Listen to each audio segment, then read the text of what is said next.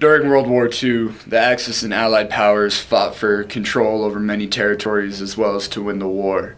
However, America, with our battle weapons and our extreme tactics, were able to win the war. These are the weapons used by the United States during World War II. It's an American legend.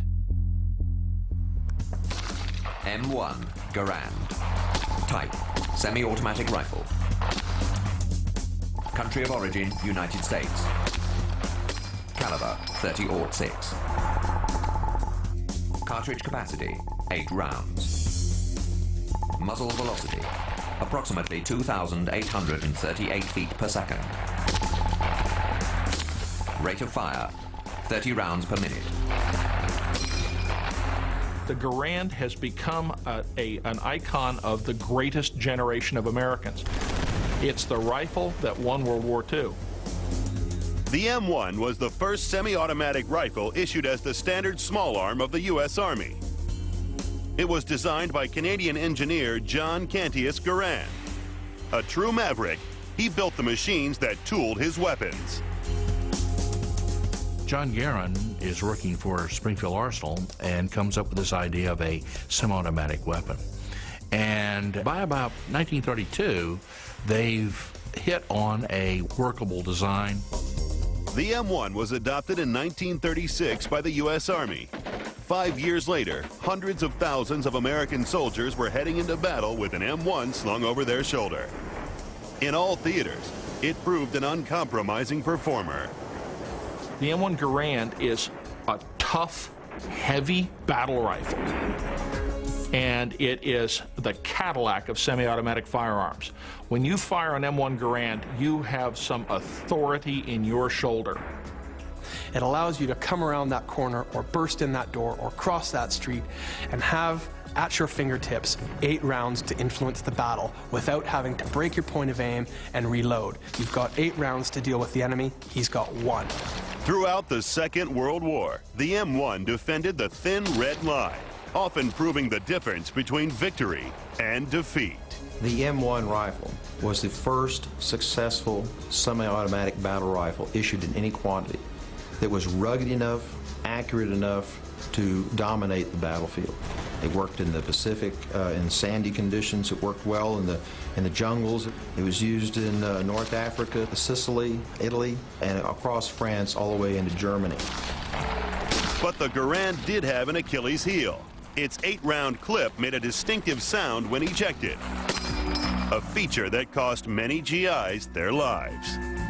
When you fire that last round, the clip automatically ejects with a really audible pinging sound, and everybody and their brother knows that you're empty. But GIs soon turned the dreaded ping to their advantage. One of the common tricks was to load with a full clip, take an empty clip, and throw it down on the ground, because that's the sound it makes. And when the other guy would stick his head up, you shoot him. But despite its limitations, the Garand continued to see service. M1s were still being used in the Vietnam War in 1963, even though it had been officially replaced by the M14 rifle. When the Garand was finally put to bed, over 6.25 million had been manufactured. General George S. Patton at the end of World War II stated that it was perhaps the greatest battle implement ever devised.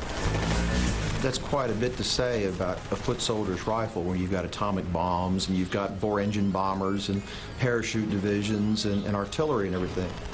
The Garand scores high in innovation and combat effectiveness.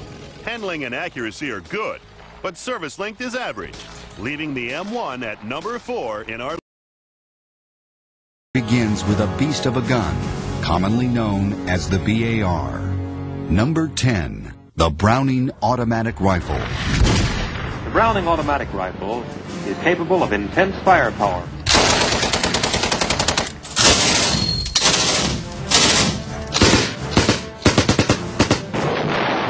It was a concept born out of the entrenched stalemate of World War I. The heavy machine gun had turned that conflict into a mudbath massacre. Armies began searching for new kinds of weapons to break the deadlock. When America entered the war in 1917, the doughboys found themselves lacking in firepower. They had a good rifle in the 1903 Springfield. It was accurate and powerful, but had a slow rate of fire. The solution was a machine gun that was light enough for one man to carry. Absolute genius. And they told them of their need for some kind of automatic weapon that could be carried by infantry troops to increase their firepower at the front. And Browning, within 3 months, came up with what became known as a Browning automatic rifle. Designed in 1918, this solid chunk of wood and steel weighed 19 pounds and housed a 20-round magazine. Its rate of fire was 330 rounds per minute. And like all of Browning's designs, it was powerful, reliable, and simple to use. This entirely changed infantry tactics.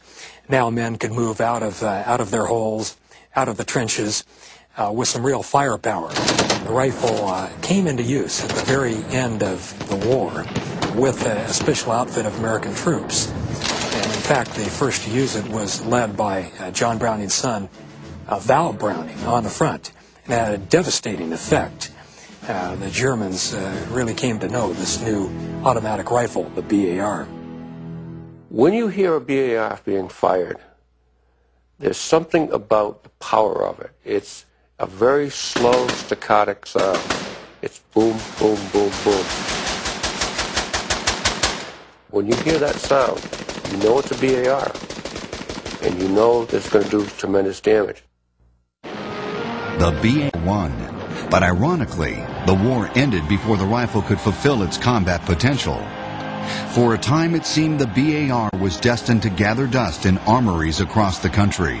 During World War II, the Model 1918 A2 BAR became the weapon for Marine squads. This new and improved version of the BAR could fire at a rate of 550 rounds per minute, giving the Allies mobile firepower that the Germans and Japanese couldn't match. Perhaps the greatest moment for the BAR came in the hands of a legendary GI named Charles E. Commando Kelly. Kelly was an interesting character. He'd been a gang member with some Irish street toughs on the north side of Pittsburgh growing up, and the cops there knew him well. Kelly landed with the 36th Division at Solano, Italy in 1943.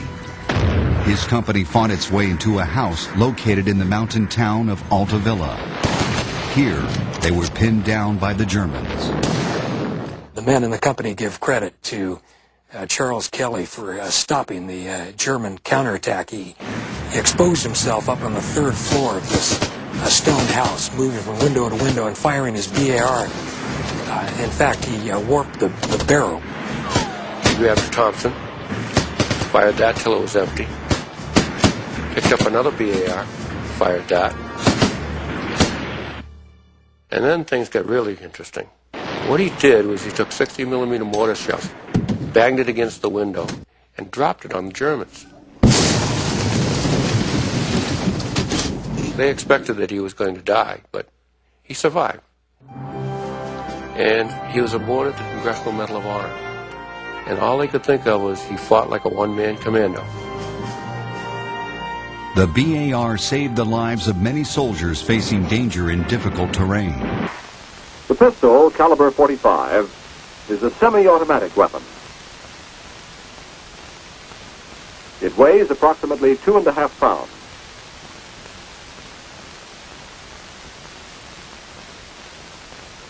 Fires caliber .45 ammunition and has a magazine which holds 7 rounds. It is normally carried by individuals who have command duties, other primary weapons, or certain crew-served weapons personnel. It is a rugged, dependable, accurate weapon capable of placing all of its shots in the desired area. The Japanese were a main enemy during World War II for America in the Pacific Theater. With their banzai charges, they were ruthless. However, their weapons frequently malfunctioned. These are the weapons used by Japan during World War II. Like the Arisaka, the Type 44 fired 6.5 millimeter bullets. Loads conventionally from a 5-round stripper clip.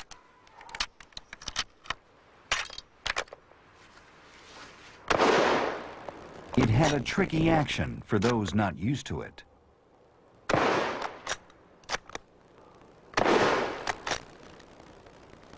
Straight bolt handle is awkward for Americans. We're more used to that turned bolt handle. A little bit awkward, but a fully functional bolt-action rifle. Like the standard rifles, Japanese pistols were somewhat outdated. The most widely used was the Type 14. It was distinguished by horizontally grooved wooden grips. The good aspect. The Type 14 was low-powered, puny compared to the sidearm the U.S. Army used, the Colt 45. Even the trigger guard was tiny. It was eventually enlarged, which enabled a user wearing gloves to fire it. Officers of the Imperial forces were required to purchase their pistols. Given that option, some bought European models. In this one, the credit or blame for many weapons used by the Japanese goes to one man, Colonel Kijiro Nambu, the father of Imperial military firearms. Kijiro Nambu was the most prolific Japanese arms designer of the 20th century. He was in many ways equivalent to John Browning as an American arms designer. He designed most of the Japanese pistols, machine guns, and the action of the rifles that was used during World War II.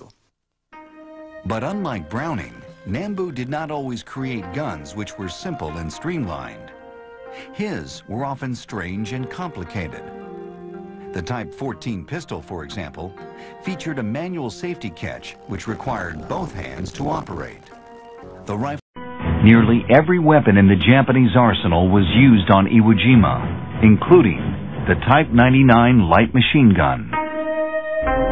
The Type 99 machine gun, like the Type 99 rifle, used 7.7 millimeter ammunition. It fired as long as the trigger was pulled. It could not be used as a semi-automatic weapon. The Type 99 was highly mobile. Like its predecessor, the Type 96, it had a carrying handle on top and was used to defend the heavier positions. Its flash hider was screwed onto the muzzle. While the gun still had bayonet mounts, bayonets disappeared. Evidence that the traditions and weapons Japan originally carried into the war were no longer practical nor effective. Even the banzai charge was ultimately abandoned.